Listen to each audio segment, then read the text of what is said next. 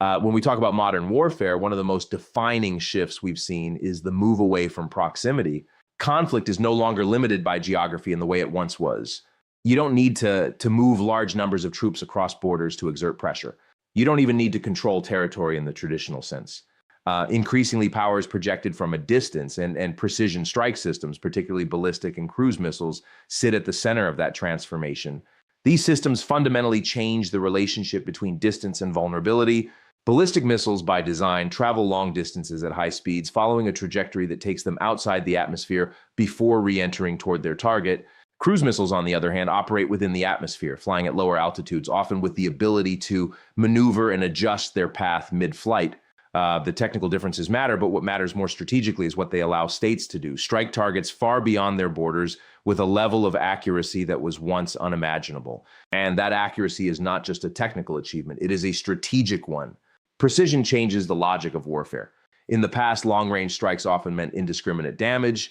You aimed at a general area, not a specific target. Today, precision-guided systems allow for targeted strikes against infrastructure, military installations, command centers, sometimes even specific buildings within a complex.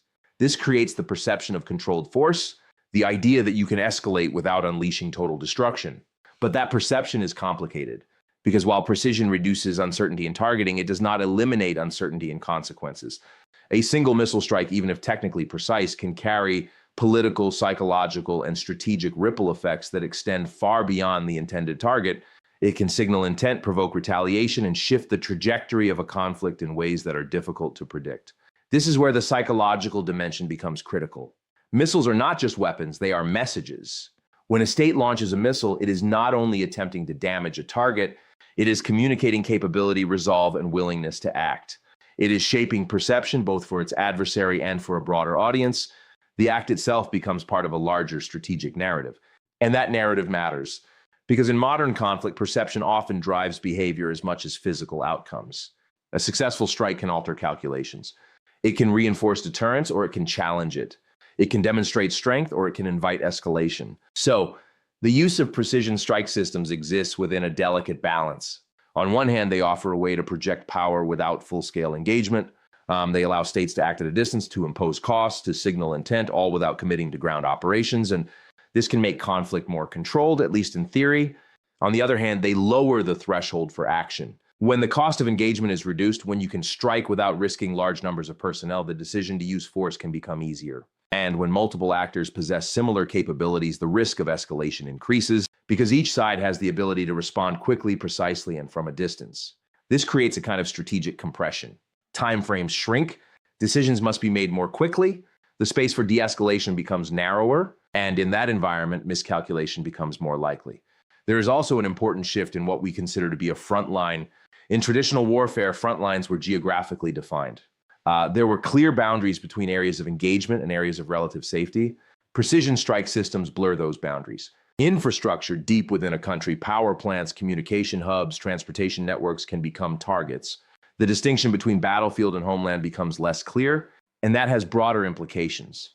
Because when infrastructure is targeted, the impact extends beyond the military. It affects civilian life, economic activity, and social stability. It introduces a level of vulnerability that is not confined to soldiers or strategic assets. It reaches into the everyday experience of populations. This is where the philosophical dimension emerges. Precision creates the possibility of selective force, but it also creates the illusion of control, the idea that conflict can be managed, contained, and directed with minimal unintended consequences. But history suggests that once force is used, outcomes rarely remain confined to initial intentions. And so we are left with a paradox. The more precise our tools become, the more we believe we can control conflict. But the more we use those tools, the more we risk triggering dynamics that are inherently difficult to control. At the same time, these systems are becoming more widespread. They are no longer limited to a small number of highly advanced militaries. As technology diffuses, more actors gain access to long-range strike capabilities. This changes the strategic landscape. Deterrence becomes more complex. Defense becomes more challenging, and the margin for error becomes smaller. So when we look at missiles, not just as weapons, but as instruments of strategy, we begin to see how they reshape the nature of conflict itself. They compress distance, they accelerate decision-making, they blur boundaries, and they amplify both capability and risk. And that brings us to the deeper question. What does it mean to live in a world where power can be projected instantly, precisely, and from afar? Because the answer is not just technical, it is human. It is about how we interpret capability, how we respond to pressure, and how we manage the tension between control and escalation. And ultimately, it is about whether our ability to act has outpaced our ability to restrain ourselves. Because in a world of precision, the greatest challenge is no longer hitting the target. It is knowing when not to pull the trigger. If precision missiles represent the evolution of power at a distance, drones represent something even more disruptive, the democratization of that power. Because what we're witnessing with unmanned systems is not just a technological shift, but a structural one. The barriers to entry are lower, the costs are significantly reduced, and the flexibility they offer is changing how warfare is conducted at every level. Drones or unmanned aerial vehicles began primarily as tools of surveillance. Their initial value was in an observation, providing real-time intelligence without putting pilots at risk. But over time, their role has expanded dramatically. Today, they are not just eyes in the sky, they are also instruments of action. They can strike, they can loiter, they can track, and they can operate in environments where traditional systems may struggle. And this shift matters because it changes the economics of warfare. Traditional military platforms, fighter jets, advanced missiles, large-scale systems are expensive, and they require significant investment, training, and infrastructure. Drones, by contrast, can be produced and deployed at a fraction of that cost. And so this does not mean they replace traditional systems entirely, but it does mean that actors with fewer resources now have access to capabilities that were once reserved for major powers. This is where the idea of asymmetry becomes central. A relatively low-cost drone can threaten a high-value target. It can gather intelligence in real time. It can strike with precision. And perhaps most importantly, it can do so repeatedly. This introduces a new kind of pressure, persistent, adaptable, and difficult to fully eliminate. Because drones are not just about individual strikes, they are about presence. They can remain in the air for extended periods. They can monitor movement, identify patterns, and provide continuous feedback. This creates a level of visibility that changes how both sides operate. Movement becomes more cautious, planning becomes more complex. And the sense of being observed constantly introduces a psychological dimension that is hard to quantify but deeply influential. There is something fundamentally different about a battlefield where the sky is never empty. It creates a sense of exposure, a feeling that at any moment actions may be seen, tracked, and potentially targeted. And that perception alone can alter behavior. It slows decision-making. It increases stress. It forces adaptation. But drones also introduce a different kind of strategic flexibility. They can be deployed in swarms, overwhelming defenses through sheer numbers. They can be used for targeted strikes, minimizing risk to personnel. They can be operated remotely, often from significant distances, reducing the immediate human cost of engagement. And this last point is particularly important because when the human cost of using force is reduced, the threshold for using that force can also shift. Drones make it possible to act without direct exposure. They create a layer of separation between decision makers and the battlefield. And while this can reduce immediate risk, it also raises deeper questions about accountability, restraint, and the nature of conflict itself. There is a philosophical tension here. On one hand, drones offer precision, efficiency, and reduced risk to operators. On the other hand, they can make the use of force feel more distant, more abstract. The act of engagement becomes less immediate, less personal. And when that happens, the psychological barriers that once constrained conflict may begin to erode. At the same time, drones are not invulnerable. They can be intercepted, jammed, or disrupted.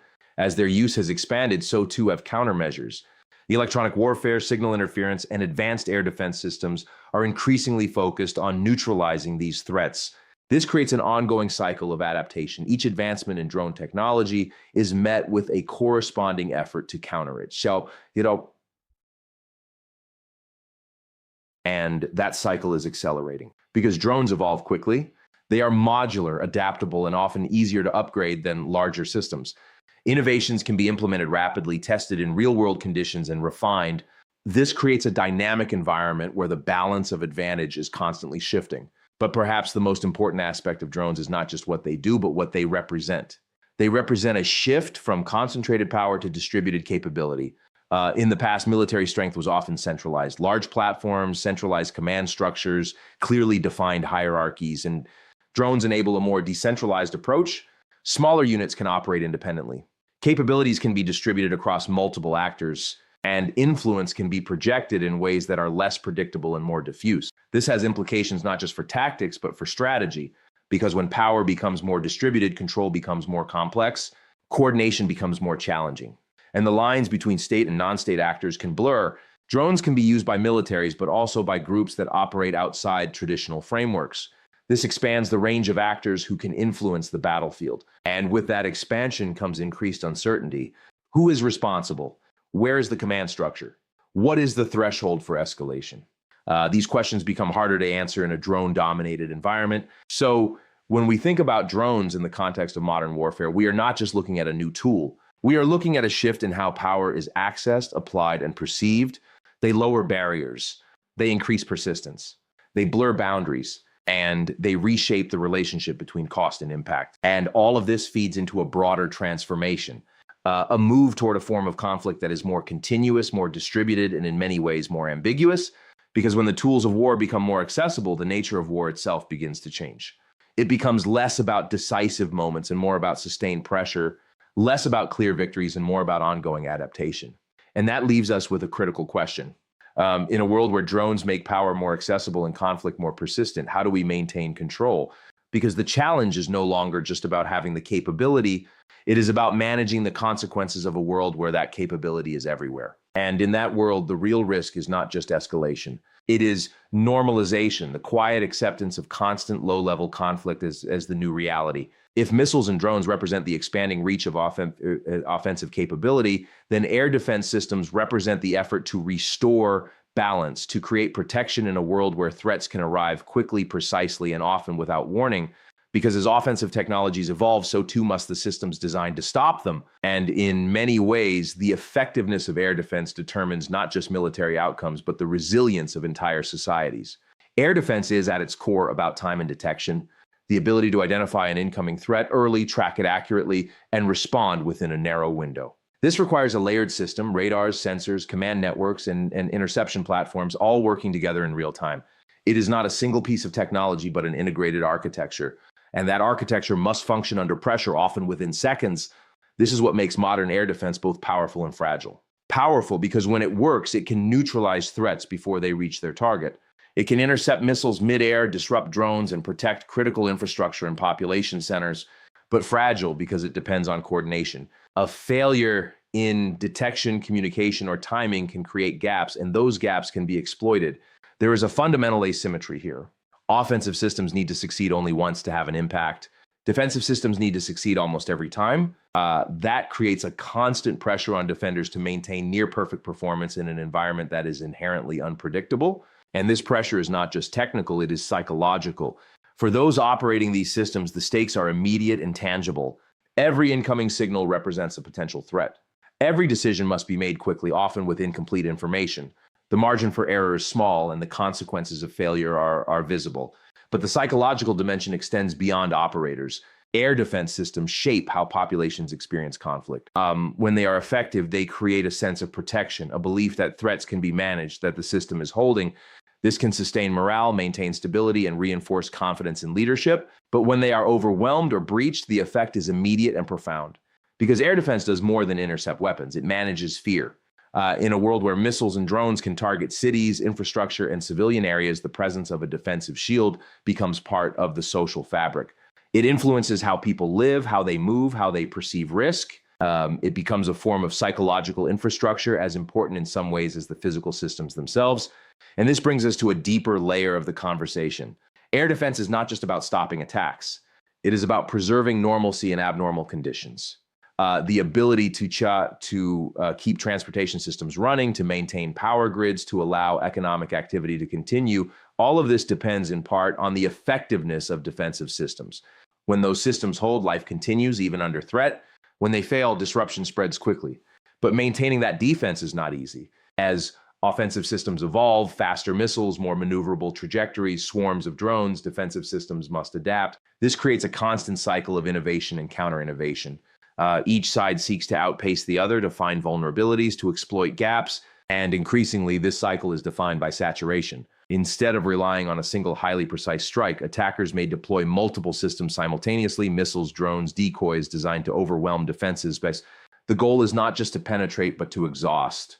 to force defenders to make rapid decisions about allocation, to stretch their capacity, and to increase the probability that at least some threats get through. This introduces a new kind of challenge because defense is no longer just about capability, it is about capacity. How many threats can be intercepted at once? How long can the system sustain operations? How effectively can it prioritize targets under pressure? These are not static questions. They evolve with each engagement, each technological advancement, each strategic adjustment, and there is also an economic dimension to this. Interceptors are often expensive. Defensive systems require significant investment in infrastructure, training, and maintenance. So that meanwhile, offensive tools, particularly drones, can be relatively inexpensive. This creates a cost imbalance where defending against an attack may be more expensive than launching it. Over time, this imbalance can become a strategic factor because sustainability matters. A system that is highly effective but economically unsustainable faces long-term challenges. And in prolonged conflict, those challenges become more pronounced.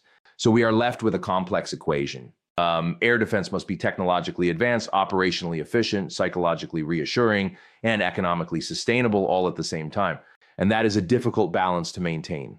But perhaps the most important insight is this. Air defense reflects a broader shift in the nature of security. In the past, security was often defined by distance, keeping threats far from borders, maintaining clear front lines. And today, security is increasingly about interception, about managing threats that cannot be kept at a distance, but must be dealt with as they arrive. And this changes the experience of conflict. It brings it closer, makes it more immediate, more visible.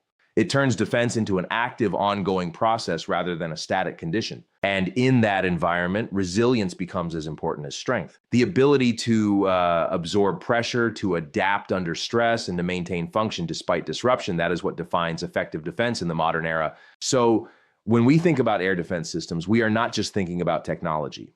We are thinking about the ability of societies to withstand uncertainty, to continue functioning under threat, to maintain confidence in the face of risk, to preserve stability in an unstable environment. And that is ultimately what defense is about. Not just stopping what is coming, but sustaining what must continue. Because in a world where threats cannot always be prevented, the true measure of strength is not just how well you defend. It is how well you endure and keep moving forward despite the pressure. If we step back and connect everything we've discussed, missiles, drones, air defense, we begin to see that modern warfare is no longer defined by a clear advantage on one side or the other. Instead, it is shaped by a continuous interaction between offense and defense, a dynamic, evolving contest where each breakthrough is met with a counter and every advantage is temporary. This is the new reality. Balance is not static. It is constantly being renegotiated. Offensive systems are evolving rapidly. Missiles are becoming faster, more precise, and in some cases more difficult to detect. Drones are becoming smaller, cheaper, and more numerous. Some are designed to loiter, others to swarm, others to act as decoys. The objective is no longer just to strike, but to complicate, to confuse, and to overwhelm. And in response, defensive systems are becoming more layered, more integrated, and more adaptive. This creates a kind of technological dialogue. Each side is essentially asking the same question: how do we stay one step ahead? But staying ahead is increasingly difficult because the pace of innovation is accelerating and the cost of falling behind is rising. Take the concept of saturation. In earlier models of warfare, a single missile strike might have been sufficient to achieve a tactical objective. And today, that same objective may require dozens of coordinated systems, missiles, drones, electronic interference, launched simultaneously. The goal is not just to hit the target, but to overwhelm the defense. And this changes the nature of engagement. Defense is no longer about intercepting a single threat. It is about managing multiple threats at once under time pressure with limited resources. It is about prioritization, deciding which threats to engage, which to monitor, and which, if necessary, to absorb. This introduces a level of complexity that goes beyond technology. It becomes a question of judgment because even the most advanced systems rely on human decision-making at critical moments. Algorithms can assist, sensors can detect, but ultimately someone must decide how to respond. And those decisions are made in environments defined by uncertainty, speed, and high stakes. At the same time, offensive strategies are becoming more adaptive. Attackers study defensive systems. They look for patterns, for gaps, for points of vulnerability. They experiment with timing, with coordination, with deception. They don't just rely on strength, they rely on learning. And this creates a feedback loop. Each side observes the other, adapts, and evolves. What works today may not work tomorrow. What is effective in one context may fail in another. There is no permanent advantage, only temporary positioning. This has profound implications for how we think about escalation. Because when neither side can achieve a decisive, uncontested advantage, conflict tends to persist. It becomes a cycle of action and reaction, innovation and counter-innovation. And in that cycle, the threshold for escalation can shift. Not necessarily through a single dramatic event, but through gradual accumulation. More systems deployed, more frequent engagements, more complex interactions. And over time, this can create a sense of normalization. Conflict becomes less of an exception and more of a condition. This is where the philosophical dimension becomes particularly important. We are entering an era where the tools of war are not only more advanced, but more accessible, more adaptable, and more integrated into everyday strategic thinking. The line between peace and conflict becomes less clear. The distinction between active war and managed tension becomes more blurred, and in that environment, the offense-defense balance is not just a military concept. It is a reflection of how we manage risk, how we respond to uncertainty, how we define thresholds, how we decide when to act and when to hold back. Because every advancement in offensive capability creates pressure on defensive systems, and every improvement in defense creates incentives to develop new forms of offense. It is a continuous cycle driven not just by necessity, but by competition. And competition, by its nature, pushes boundaries. So the question becomes, where are the limits? At what point does adaptation become escalation? At what point does innovation outpace control? At what point does the system become too complex to manage effectively? These are not purely technical questions. They are strategic, political, and ultimately human, because behind every system, every decision, every deployment, there are choices being made. Choices about risk, about priority, about acceptable outcomes, and those choices shape the trajectory of conflict. So when we talk about missiles, drones, and air defense, we are not just talking about tools. We are talking about a system, a constantly evolving interaction between capability and counter capability, between action and response. And within that system, stability is not guaranteed. It must be actively maintained. It requires restraint even when capability exists. It requires judgment even when speed is demanded. It requires perspective even when pressure is high. Because in a world where both offense and defense are accelerating, the greatest risk is not imbalance. It is loss of control. The slow drift into a state where actions become automatic, responses become predictable, and escalation becomes a byproduct rather than a choice. And that is the real challenge of modern warfare. Not just staying ahead technologically, but staying in control strategically, because in the end, the most important balance is not between offense and defense. It is between power and restraint. And if we lose that balance, no system, no matter how advanced, will be able to restore it